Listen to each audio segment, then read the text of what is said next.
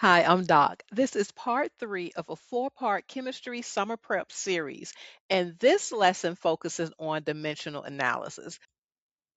First, let's review what is dimensional analysis. It is a method used to convert units without changing the value. So the number stays the same, only the units change. And we do this by multiplying by a fraction so that the units we don't want cancel out and leave the units that we want, and you will use this throughout chemistry. So it is extremely important to understand the way to set this up. No shortcuts. Following this process will help you to ensure that you are keeping up with your units and your substances. And this leads us to why it is even important. Well, for one, units give meaning. Without units, it's not always clear what the value represent. Is it representing grams? Is it representing volume? Is it representing something else? And using the wrong units often leads to incorrect answers. And it will be easy to keep up with them because if you set them up correctly, if you set this process up the way we're going to review, then they will always cancel out what you don't want and leave what you want. More importantly, is that if you do not show your units, 9 times out of 10, you will lose points. I know in my class for my students, and many of the students that I work with, if they do not show those units, they lose points. And those little points can add up to cause a big difference on your tests. Now let's dive into reviewing the process. Just like in math, you will have a conversion factor.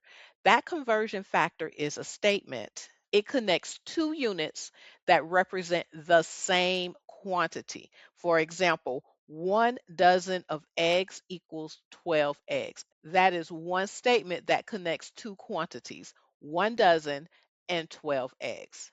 And another example would be 100 centimeters equal 1 meter. These values or these statements allows us to change the units without changing the actual amount. For the example of 100 centimeters equal 1 meters, we can write a conversion factor two ways. We can either write 1 centimeter over 1 times 10 to the negative second meters, or we can write 1 times 10 to the negative second meters over 1 centimeter.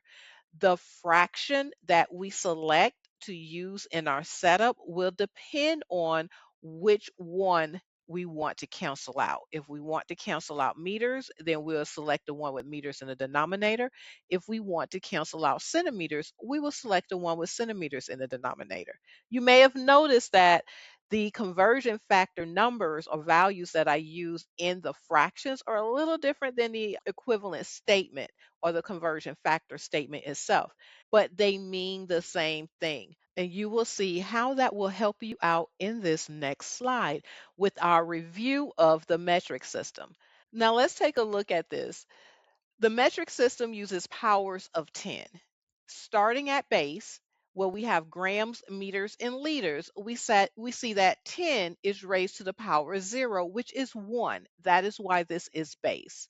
Now, going up this way, we have kilo, hecto, and deca. These are going to be larger units of 10, where when we move down, deci, centi, and milli, those are going to be smaller units of 10. This next column gives examples of conversion factors. We're using grams here, and this could be meters or liters, but for this example, we're using grams. So 1 kilogram equals 1 times 10 to the third grams, or 1 times 10 to the third meters, or 1 times 10 to the third liters. Writing it in scientific notation is something you may be required to do in your chemistry class. So it's good to show and get used to it here. But this also means 1 kilogram equals 1,000 grams. 1 hectogram equals 100 grams. And below our base, we have smaller units of grams. For example, 1 centigram equals 0.01 grams, and 1 milligram equals 0.001 grams. This is the way we will write our conversion factors for the metric system throughout this video. We will follow four steps for our dimensional analysis. First, we will identify what is given. Then we will determine what it is that we're trying to find. Third, we will choose a conversion factor to cancel out what we do not want, and then we will solve and check for our units. Let's put this into practice. This problem asks us to convert 3.5 kilometers to meters. The first thing we need to do is identify our given, and that is 3.5 kilometers. The next thing we want to do is to figure out what it is we want to find. We want to find meters, how many meters are in 3.5 kilometers. Then we have to identify the conversion factor to cancel out the units. So my conversion factor, if you go back to the previous slide, would be 1 kilometer equals 1 times 10 to the third meters. Remember, we're just replacing that last letter with either G, M, or L, depending on what we're looking for. We can write this in two ways, which is 1 kilometer over 1 times 10 to the third meters, or 1 times 10 to the third meters over 1 kilometer. Once we figure out what our two conversion factors or fractions, then we can determine which one would cancel out the units. We want to cancel out kilometers and leave meters. So we want to put the one that we want to cancel out at the bottom. So we will select this conversion fraction. Now let's set up. 3.5 kilometers, always start with what you're given, and then set up t-charts. It's like we're multiplying fractions to cancel out what we don't want. And since this is understood to be over 1 whenever we don't see it as whenever we don't see a denominator, that means that number is understood to be over 1. Next to it, we're going to write the fraction or the conversion factor that is going to cancel out the units we don't want. So that will be kilometers at the bottom, meters at the top, 10 to the third goes with meters, 1 goes with kilometers. These units cancel out, leaving meters. So we're going to multiply across the top times 1 times 10 to the third meters, and then we're going to get that answer and divide by what we have at the bottom. This will give us 3,500 meters. Now, you may be thinking, well, I could just move the decimal to get that answer. You could. You absolutely could. However, one, this is going to help tremendously keep track of units, especially when we're doing multiple steps. And two, you want to avoid losing those precious points. Let's do another one. This time we're doing a two-step process, but we're using the exact same steps. For this one, we're given the problem convert 4,500 milligrams to kilograms. Following our same steps, we're going to start with what we are given, which is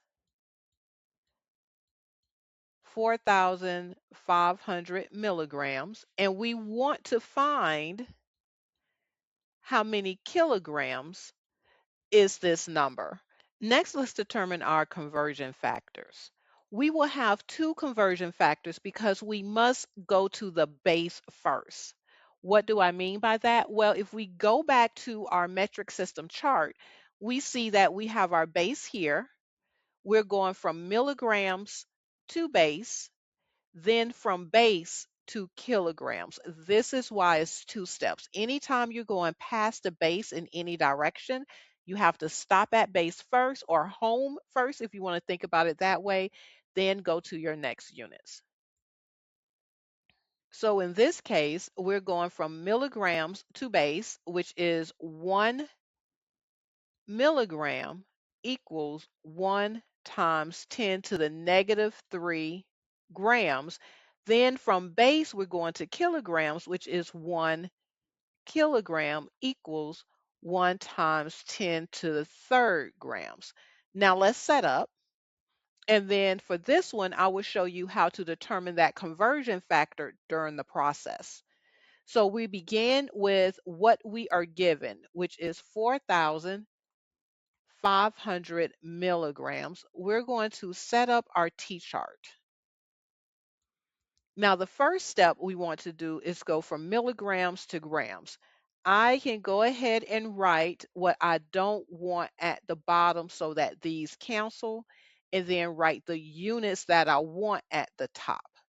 I know that one goes with milligrams to plug in my numbers, and 1 times 10 to the negative third goes with grams. So if I go back and look at this, milligrams cancel, leaving grams, I finish the first step. I'm at base. So I'm going to add to my T-chart and focus on this that I want to cancel and the units that I want to have remaining. I want to cancel out grams and then go to kilograms, which is my final units. So since I want to cancel out grams, I'm going to put those units at the bottom. And since I'm converting this to kilograms, I'm going to put those units at the top. Now let's grab our numbers. 1 goes with kilograms, and 1 times 10 to the third goes with grams. Checking to make sure they cancel. They do cancel. Now I've completed all of my conversion factors. Let's do the math. So I will multiply across the top, 4,500, no units back there, times 1 times 10 to the negative third, no units there, times 1 kilogram. Those are my units. Divided by everything at the bottom, 1 times 1 times 10 to the third, no units there. Now I'm going to get the answer at the top and the answer at the bottom. So for 4,500 times 1 times 10 to the negative third times 1 is 4.5 kilograms, divided by 1 times 1 times 10 to the third is 1 times 10 to the third. Now I'm going to complete my math by dividing 4.5 by 1 times 10 to the third, which will be 0.0045, and bring down my units kilograms. Notice that at each step, I checked my work by canceling the units. That is very important because that lets you know early on in the process where any mistakes may have occurred. So let's look at some key takeaways. First, units matter. Always, always, always include your units in your calculations. You want to be very familiar with conversion factors because they change the units, not the amount. And that's very important when we're doing dimensional analysis. Always follow our 4 steps and make sure you keep track of your units, going back and checking whenever you are finishing each step. In the next video, I'm going to demonstrate how this math is applied in some of the equations you may encounter in chemistry.